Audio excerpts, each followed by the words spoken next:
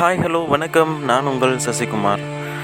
நான் கூறும் கதைகளில் உங்களில் யாராவது ஒருவருடைய வாழ்க்கையில் சில மாற்றங்களை ஏற்படுத்தும் என்ற உயர்ந்த நோக்கத்தோடு இந்த காணொளிகளை பதிவேற்றுகின்றேன். காணொளி பிடித்திருந்தால் தயவுசெய்து நமது சேனலை சப்ஸ்கிரைப் பண்ணுங்கள், உங்களுடைய நண்பர்களுடன் ஷேர் பண்ணுங்கள், லைக் பண்ணுங்கள். ஆணவம் ஒருவரை எப்படி தலைகுனிய வைக்கிறது, அவருடைய வாழ்க்கையில் அவரை எப்படி கீழ்மையடைய செய்கிறது என்பதை பற்றித்தான் நம்ம இந்த கதையில் பார்க்க போகிறோம். தனக்கு ஒரு விஷயம் தெரிஞ்சால் அதில் நம்ம எக்ஸலண்ட்டாக கூட இருக்கலாம், ஆனாலும் நான் தான் பெரிய ஆள் அப்படின்ற எண்ணம் கூட வரக்கூடாது. ஏன்னா அந்த எண்ணம் நம்முடைய மதிப்பையும் குறைச்சிடும், நம்மளை தாழ்மையடையும் செஞ்சிடும். அப்படிப்பட்ட ஒரு சின்ன கதை தான் உங்களுக்காக சொல்ல போகிறேன். ஒரு அழகான கிராமம். அந்த கிராமத்தில் ஒரு கலைக்கூடம், அதாவது சிற்பக்கலைகளை சொல்லித்தரக்கூடிய ஒரு அழகான ஒரு கல்வி நிறுவனம் தான் அது.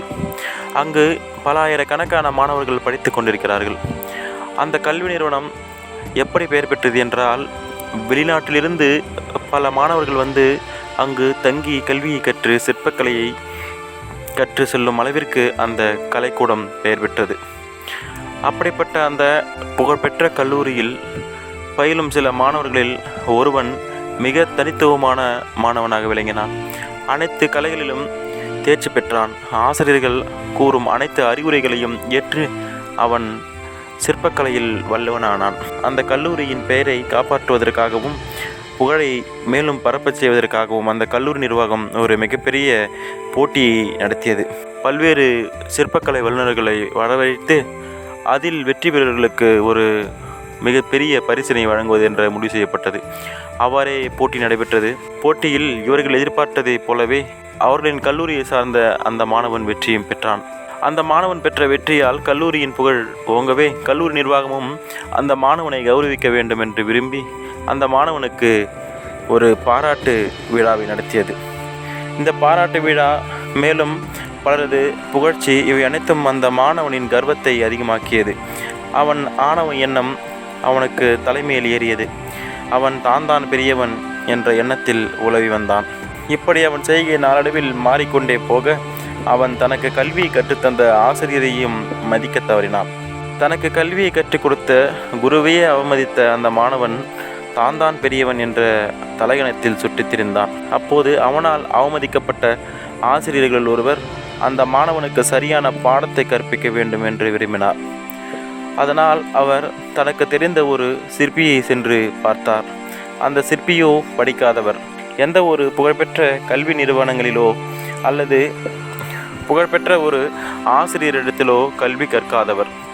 அவர் தன் தந்தையின் தொழிலான சிற்பத் தொழிலை கையில் எடுத்து பலவிதமான சிற்பங்களை வடித்து வருபவர். அவரிடம் அந்த ஆசிரியர் உதவியை கேட்டார். அந்த சிற்பிக்கும் இயல்பாகவே உதவும் எண்ணம் இருந்தது. அந்த சிற்பியும் ஐயா, நான் உங்களுக்கு உதவுகின்றேன் என்று ஒப்புக்கொள்ள அந்த ஆசிரியரும் மீண்டும் அந்த கல்லூரியில் ஒரு போட்டியை நடத்துவதென முடிவு செய்தார். அந்த போட்டியில் வெளி கல்லூரி மாணவர்கள் இல்லாமல் அந்த கல்லூரியிலேயே படிக்கும் மாணவர்களை வைத்து அந்த போட்டி நடைபெறும் என்றும், அந்த போட்டியில் உள்ளூர் சிற்பிகள் சிலரும் கலந்து கொள்வார்கள் என்றும் அந்த போட்டியில் அறிவிக்கப்பட்டது. இந்த போட்டி அறிவித்த உடனேயே கல்லூரியில் உள்ள மாணவர்கள் அனைவரும் தங்கள் பெயர்களை கொடுக்குமாறு ஆசிரியர் கேட்க ஒருவர் கூட முன்வரவில்லை.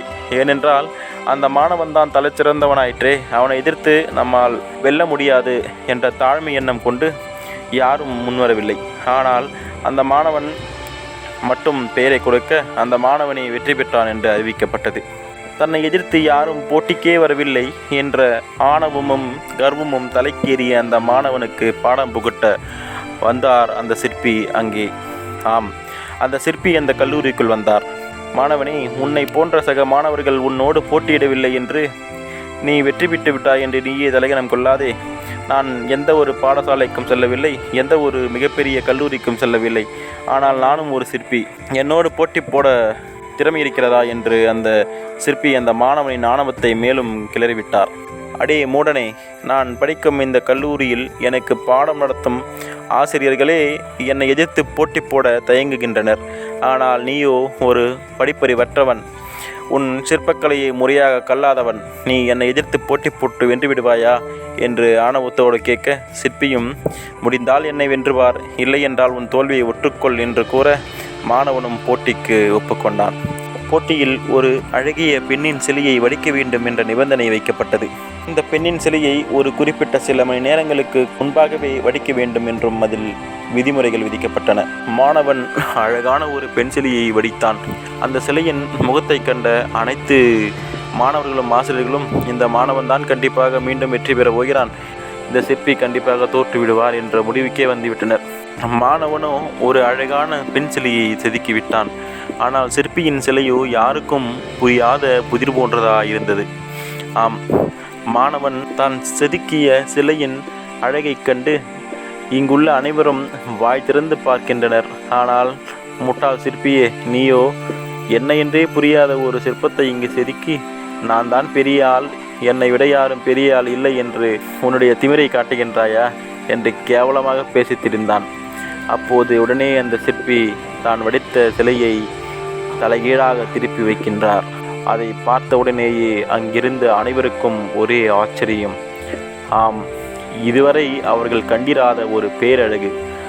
அந்த சிலை ஒரு அழகான பெண்ணே நிஜத்தில் வந்து நிற்பது போல் இருந்தது. ஆம், அந்த சிற்பி எத்தகைய சிற்பத்தையும் தலைகீழாக வடிக்கும் ஆற்றல் பெற்றவர். இதனை கண்டவுடனேயே அங்கு கல்லூரியில் கூடியிருந்த மாணவர்களும் ஆசிரியர்களும் அந்த சிற்பியை கொண்டாட ஆரம்பித்தனர். எத்தனை கலைநுட்பம், எத்தனை அழகு!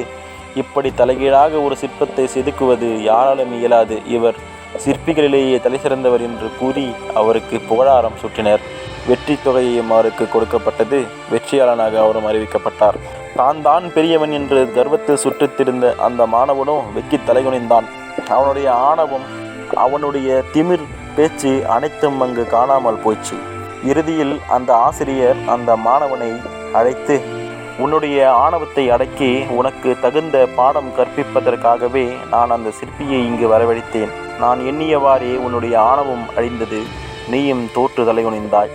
இப்போதாவது புரிந்து கொள், கற்றது கைமண் அளவே, கல்லாதது உலக அளவே. இப்படி தாங்க நம்முடைய வாழ்க்கையிலையும் நாம் இல்லை நம்மளை சார்ந்தவங்களோ இல்லை யாராவது ஒருத்தவரை பார்த்துருக்கலாம். இதெல்லாம் ஒரு விஷயத்தில் கொஞ்சம் எக்ஸ்பர்ட்டாக இருப்பாங்க. ஆனால் தான் தான் எல்லாமே, எனக்கு தான் எல்லாமே தெரியும் அப்படின்ற எண்ணத்தில் ஆணவம் கொண்டு ஆடுவாங்க. கடைசியில் இந்த மாதிரி யாராவது ஒருத்தவங்க வந்து அவருக்கு ஒரு மிகப்பெரிய பாடம் புகட்டுவாங்க. அதனால் கற்றது கைமண் அளவே, கல்லாதது உலக அளவு. இன்னும் நாம் கற்க வேண்டியது எத்தனையோ உள்ளது. அதை மனசில் நினச்சிட்டு நம் அறிவை பெருக்க வேண்டும். ஆனால் அது ஆணவம் கொள்ளக்கூடாது என்பதை கூறி உங்களிடமிருந்து விடைபெறுகின்றேன். நன்றி, வணக்கம்.